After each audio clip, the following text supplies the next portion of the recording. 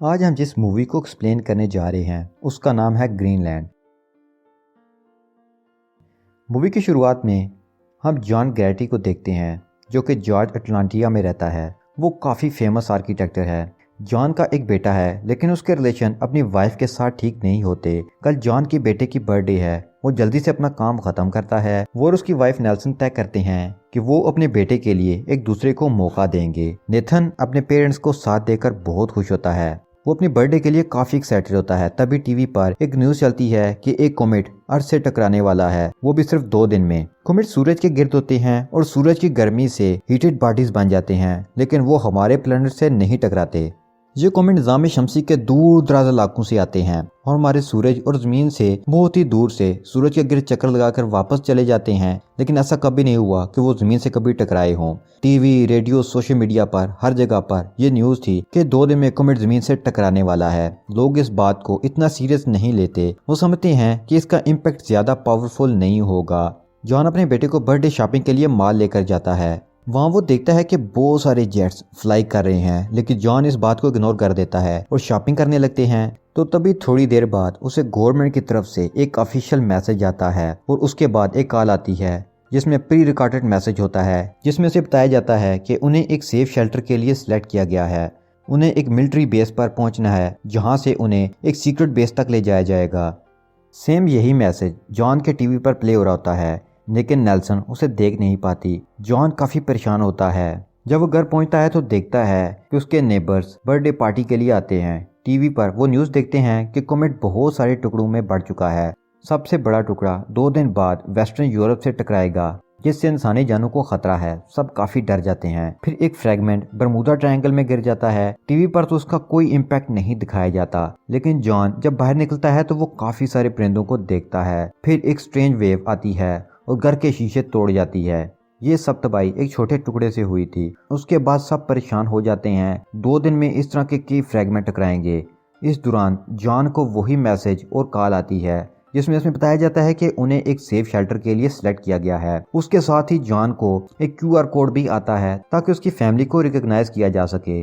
अब ये सुनकर बाकी लोग गुस्सा करते हैं कि क्यों सिर्फ उन्हें ही सिलेक्ट किया गया है। अब वो लोग बैग पैक करके जाने लगते हैं। नेथन को डायबिटीज थी, इसलिए उसकी मेडिसिन बहुत ज़रूरी थी। जब वो गाड़ी लेकर घर से निकलते हैं तो उनकी नेबर्स अपनी बेटी को लेकर आती है और रिक्वेस्ट करती है कि वो उसे अपने साथ ले जाएं, लेकिन वो ऐसा नहीं कर सकते थे। अब वो मिलिट्री बेस पहुंचते हैं। अब उन्हें याद आता है कि मेडिसिन तो गाड़ी में रह जाती है। वो नेल्सन को प्लेन में जाने का कहता है और खुद मेडिसिन लेने चला जाता है। जब काफी देर गुजर जाती है और जॉन वापस नहीं आता तो नेल्सन पैनिक करती है। वो प्लेन से बाहर आ जाती है। वो एक ऑफिसर के पास जाती है और उसे कहती है कि हस्बैंड मेडिसिन लेने गए हैं, जब वो आए तो उन्हें बता दे कि नेल्सन चली गई है।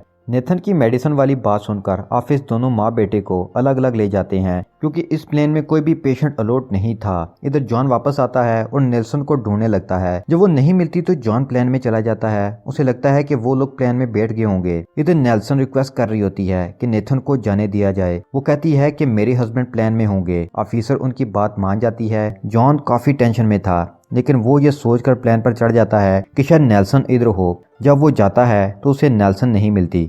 जॉन के हाथ में मेडिसिन का बॉक्स देकर एक आदमी उससे पूछता है कि क्या तुम्हें मेडिसिन के साथ जाना अलो है, क्योंकि ये लोग किसी पेशेंट को नहीं अलो कर रहे और मेरी बहन को भी उन्होंने निकाल दिया है। ये सुनकर जॉन समझ जाता है कि उन्हें किसी ने प्लेन में आने ही नहीं दिया। अब जॉन वहां से जाने की कोशिश करता है। एक आर्मी वाला उसे बताता है कि यहाँ बहुत ज्यादा लोग जमा हैं और उन पर फायरिंग कर देते हैं। तो तभी एक प्लेन का फ्यूल लीक होने लगता है और आग लगने से एक बहुत बड़ा धमाका होता है। वो प्लेन तबाह हो जाता है। अब सब लोग इधर उधर भागने लगते हैं। नेल्सन और जॉन दोनों परेशान होते हैं। वो दोनों एक दूसरे को ढूंढते हैं लेकिन नहीं मिलते।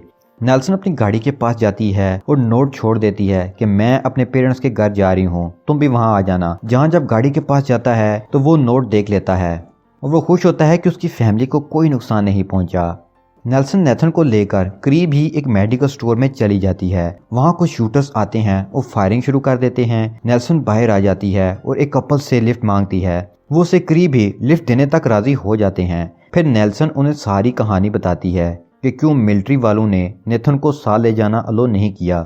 वो आदमी कहता है कि इस बच्चे को जरूर जाना चाहिए, मैं उसको लेकर करीब ही बेस कैंप में जाऊंगा। लेकिन नेल्सन कहती है कि उसे उसके फादर के घर जाना है।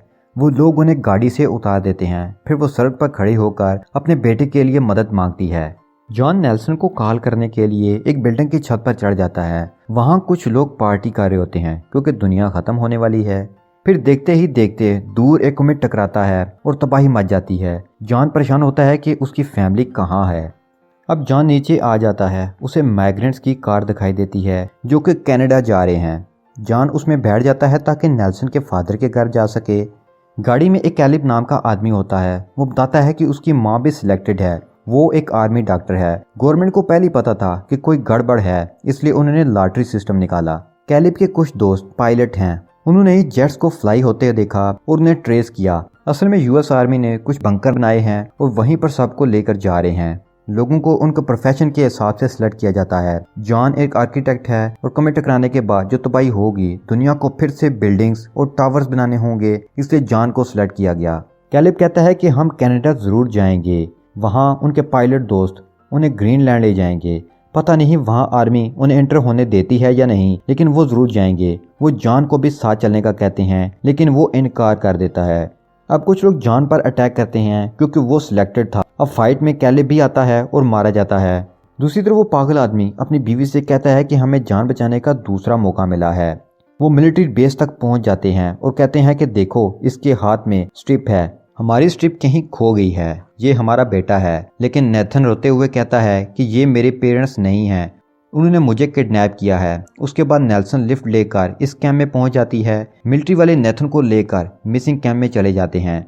नेल्सन कैंप में आती है और मिलिट्री सोल्जर से नेथन के बारे में पूछती है। एक मिलिट्री वाला उसे मिसिंग कैंप में ले जाता है। वहाँ नेल्सन को मेडिसिन वगैरह दी गई थी। नेल्सन अपने बेटे से मिलकर बहुत खुश थे। एक नर्स आती है और कहती है कि हम आपको फैमिली कैंप में भेज देंगे, लेकिन नेल्सन मना कर देती है और कहती है कि मुझे वालिदैन के घर जाना है। वो नर्स उनके लिए गाड़ी का इंतजाम करवाती है। इधर जॉन रैंडम घरों में घुसता है, पानी पीता है। वो रास्ते में होता है। टीवी पर न्यूज़ चलती है कि कॉमेट को अर्थ से टकराने में कुछ घंटे रह गए हैं। जॉन वहीं से गाड़ी लेकर नेल्सन के फादर के घर पहुंच जाता है, लेकिन नेल्सन और नेथन वहां नहीं होते। नेल्सन के पेरेंट उसे बुरा भला कहते हैं। तभी नेल्सन की कॉल आती है। वो कहती है कि वो घर के करीब पहुंच चुकी है। वो दोनों उन्हें लेने जाते हैं। वो उनसे मिलकर खुश होती है। वो ये बात मान लेते हैं जो सारी दुनिया के साथ होगा वही उनके साथ भी होगा। तो तभी जॉन को कैलेब की बात याद आ जाती है कि कनाडा से आज रात की आखिरी फ्लाइट है जो ग्रीनलैंड ले जाएगी। नेल्सन जाने के लिए एग्री हो जाती है। नेल्सन के फादर जाने से इनकार कर देते हैं। वो अपना आखिरी टाइम अपने दोस्तों के साथ गुजारना चाहते हैं। वो लोग ऑलरेडी नॉर्थ में थे। उन्हें कनाडा जाने के लिए ज़्यादा वक्त नहीं लगता। रास्ते में बहुत ट्रैफिक थी। वहाँ कुछ फ्रैगमेंट गिरते हैं और लोग मरने लगते हैं। गाड़ियाँ ब्लास्ट हो जाती हैं। वो लोग खौफजदा होकर गाड़ी जंगल की तरफ ले जाते हैं। वहाँ भी काफ़ी ट्रैफिक थी। गाड़ी को आग लगी हुई थी। इसमें कुछ लोग फंसे हुए थे। जॉन उनकी हेल्प करता है और वो लोग दूसरी गाड़ी लेकर कनाडा की तरफ निकल पड़ते हैं।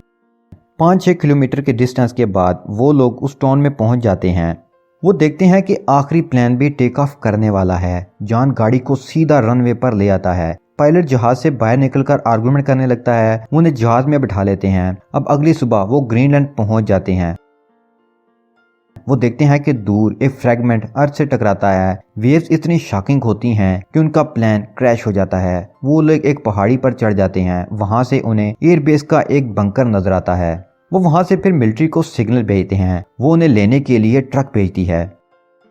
जैसे ही आखिरी फ्रैगमेंट अर्थ की एटमॉस्फेयर में आता है, हर तरफ अर्थक्वेक आने लगते हैं। अब हम देखते हैं कि नेथन, एल्सन, जॉन अपनी लाइफ के लिए प्रेयर करते हैं। वो आखिरी टाइम अपनी फैमिली के साथ गुजारते हैं। देखते ही देखते एक जोरदार ब्लास्ट होता है। जॉन अपनी फैमिली के साथ गुजारे हुए लम्हों को याद करता है। हर तरफ खामोशी छा जाती है। ये खामोशी तूफान के बाद की थी। अब सारी दुनिया खत्म हो चुकी थी। हर तरफ धुंधलापन था। राख की वजह से सारे शहर तबाह हो चुके थे। सूरज भी दिखाई नहीं दे रहा था। अब हमें नोमाबाद का वक्त दिखाया जाता है। अब राख सेटल होने लगती है। उसके बाद बंकर का डोर ओपन किया जाता है। लोगों को धुंधला सा सूरज दिखाई देता है। बंकर के सभी लोग सेफ थे। जब वो बाहर निकलते हैं तो देखते हैं कि सिर्फ बर्ड जिंदा बचे हैं। अब अर्थ को दिखाया जाता है। जहाँ फ्रैगमेंट गिरे थे वो जमीन के से अभी भी ग्लो कर रहे थे। यूरोप और इंडिया में बंकर बनाए गए थे।